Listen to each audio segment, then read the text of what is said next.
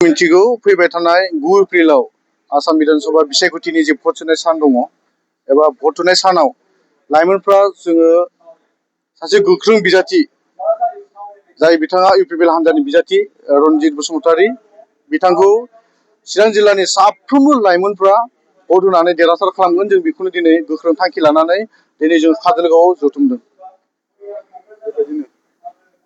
बेबायदि बिसायख'थिनि बार बारनाय लोगो लोगो माखासे लाइमोनफ्राबो गावबा गाव दोलो लायै लायै गावबा गाव बिजाथि बा बासिगासिनो बेनि अनगायै नोंथाङा माखासे लाइमोनफोरखौ इउपिपिएलआव भट होनो माबा खावलायनो गोसो जायो?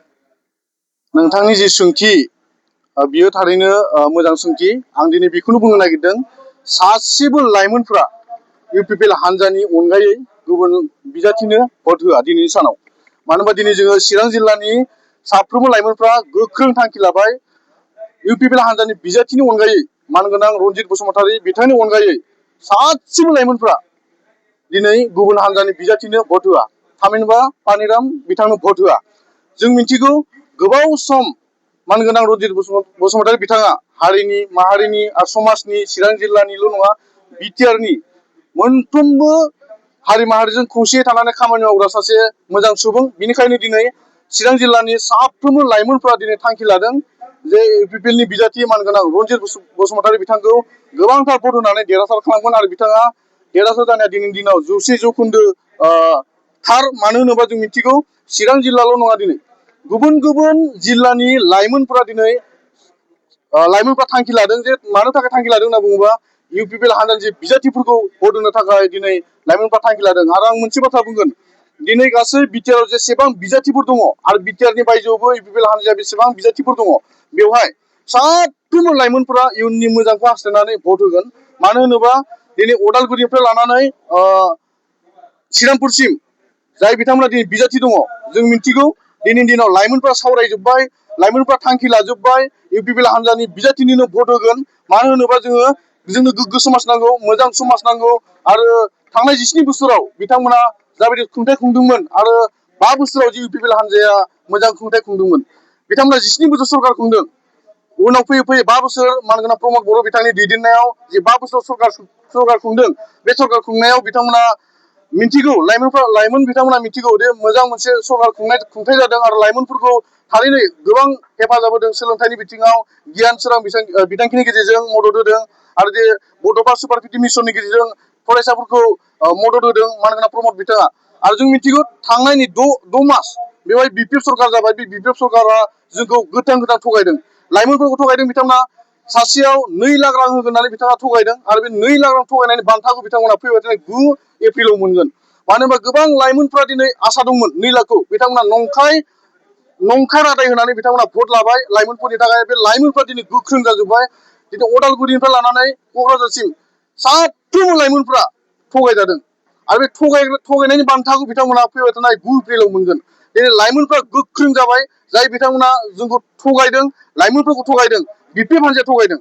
बेनिखायनो दिनै साफ्रोमबो लाइमोनफ्रा दिनैनि दिनाव बिपिएफनो भट होआ, बे रोखा। नोंथाङा एसे आगोलाव बुंदों जे बिपिएफ दलनि जिखिनि 2 लाख राननाय एसे करापसन जादों। थारैनो जादों, करापसना जादों। 2 लाख राननाया करापसन जादों, जों प्रुफ होनो हायो। तामुलपुर जिल्लायाव न'खरसेनिफ्रायनो खमैनो 7 सा 9 मानसिया मोनदों आरो बियो जोंनाव रोखा रोखा प्रुफ दङ। आरो बिथांमोना गावसोरनि पार्टिनि राइटिं पेडआवनो लिरनानै बिथांमोना बुंदों जे बेखौ नायबिजिरनांगौ होननानै। गासै न'खरनि मानसिफ्रानो 7 मानसिफ्रानो 2 लाखखौ मोनदों आरो बियो रोखा फोरमान दङ। गावसोरनि हान्जानि राइटिं पेडआवनो लिरनानै बेखौ इनकुवारि खालामनो थाखाय, नायबिजिरनो थाखाय खावलायदों। आरो बे कास्टम बिक्रममोननि थाखाय जादों। कास्टम बिक्रममोना जायबायदि लाइमोनफोरखौ थगायदों, बिनि बान्थाखौ बिथांमोना मोननो थांगासिनो दङ 9 एप्रिलाव। 9 एप्रिलाव सासेबो लाइमोनफ्रा कास्टममोनजों बिक्रमजों जेसेबां लाइमोनफोर दंफायो, बे लाइमोनफ्राबो भट होनाय नङा। थगायजोब्बाय गासिबो लाइमोनफोरखौ। गारिनि लबि खालामदों, थाखा फैसानि लबि खालामदों, नाथाय बिथांमोना मेनेज खालामनो हायाखै। आरो माबोरै मेनेज खालामनो? जि बिटिसिआव जि फैसा फैदों, बे रावनिबो पार्सनेल फैसा नङा, बे जाहैबाय डिपार्टमेन्टनि फैनाय फैसा। आरो बेखौ सिस्टेम दङ, सिस्टेमै राननांगोन। बबे फर्मजों रानदों, बबे डिपार्टमेन्टजों 2 लाखखौ होदों आरो बेसेबां होखो दिनैसिम बिथांमोना जोंनो जेबो प्रुफ होनो हाया। बे कारापसननिफ्राय जों सांग्रां जानांगोन। लाइमोनफ्रा जों दिनै स्ट्रं जादों। 2 लाखआ बबे डिपार्टमेन्टआव होदों बिथांमोना रोखा खालामथों। साबेसे लाइमोनफोरनो होखो बिथांमोना जोंनो होथों।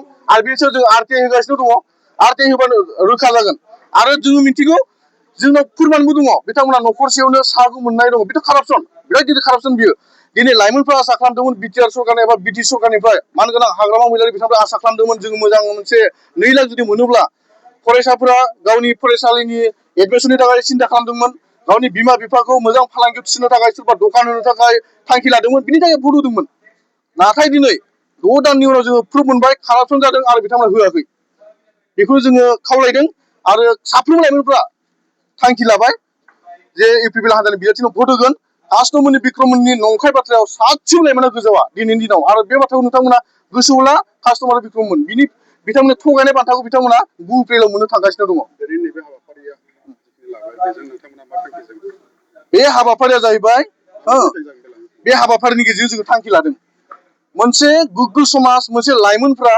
थांखि लानो थाखाय मोनसे जथुमा नांगौ दिनै जथुम जानानै जोङो मोनसे थांखि लाबाय जे सासेबो लाइमोनफ्रा बिथांमोना बिपिएलनो भट होआ इउपिपिएलनो भट होगोन दिनै चिरां जिल्लायाव गोबां लाइमोनफ्रा थुबुर जाबाय बे लाइमोन बिथांमोना बिपिएल हान्जानो भट होआ आरो जेसेबां बिपिएल हान्जानि लाइमोनफोर दङ बिथांमोनाबो इउपिपिएल हान्जायाव होगोन बिपिएल हान्जानि लाइमोनफ्राबो होगोन माने मानगोनां रनजित बसुमतारिनो चिरां जिल्लायाव होगोन